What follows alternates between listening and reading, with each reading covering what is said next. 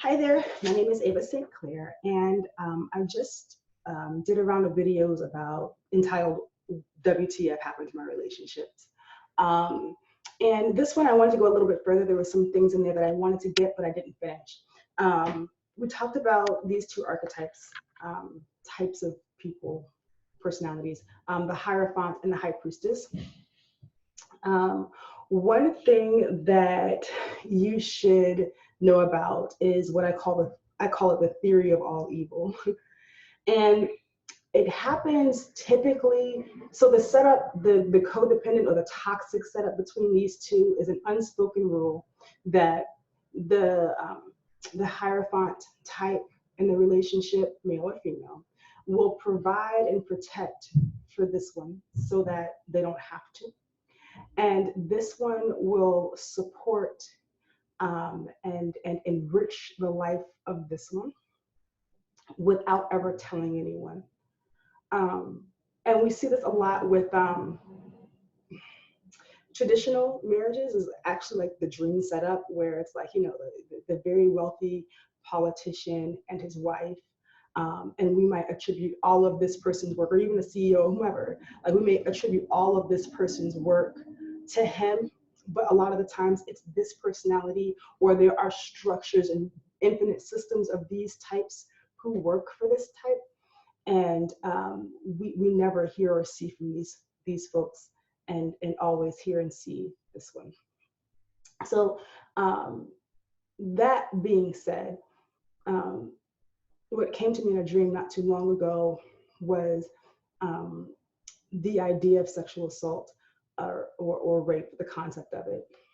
When we've generally been taught that what happens when someone is victimizing someone else, that they're covering the other person's face, or that they can't see the other person who's doing whatever they're doing, or that person will cover their face. The perpetrator will cover their face. And what we think when we've seen that is, well, obviously they don't want this victim to know who they are.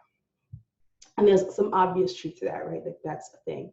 But deeper than that is that a lot of times in toxic relationships or in a toxic circumstance such as that, the other person, the perpetrator, may not want for the victim to know that what's being taken from them is valuable. Um, which you'll see even in society, even like day-to-day things, something like how we gentrify neighborhoods, right? You go into the neighborhood, you tell the people who live there they ain't shit. Then you go in and then you have some artists and you tell them, look, hey, your art's not worth that much. You're just a creative. Why don't you do some of that fantastical stuff you do, and we'll throw you a couple bucks.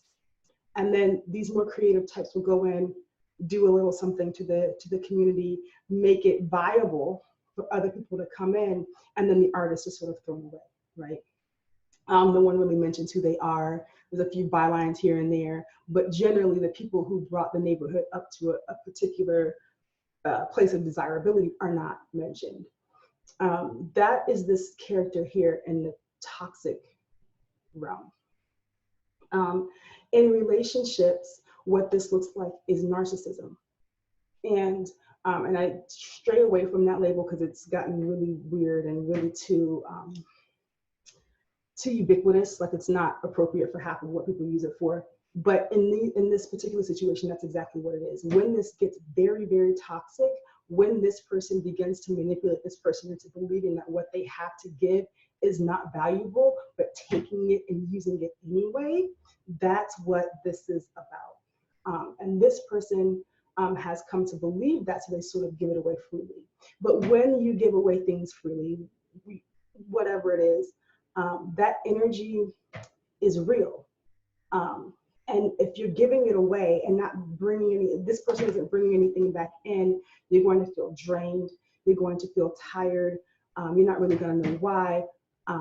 Because things on the outside, especially for these kinds of setups, this is our traditional marriage situation. If it's super toxic, it's gonna look okay on the outside, right? Like nice house, nice cars. Hey, she's getting her nails done, or hey, you know, he's got the best suits and she's giving him whatever.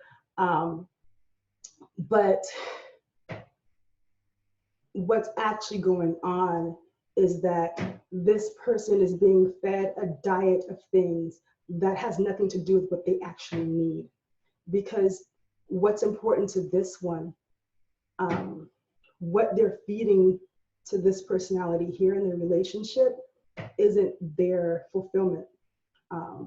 Certain material things or whatever, it might get you to a certain point, it might make you feel good, and in the community you might feel like you're being valued or that you're worth something in the relationship and to the community because this one's giving you these things. But in reality, what this really needs is acknowledgement. It needs respect. It needs nurture. It needs a true embrace of what it is, in order so that it will be fulfilled and can continue to flow and give. Whereas this one needs similar things, but it needs it in a much different way. So from the outside, this might look good.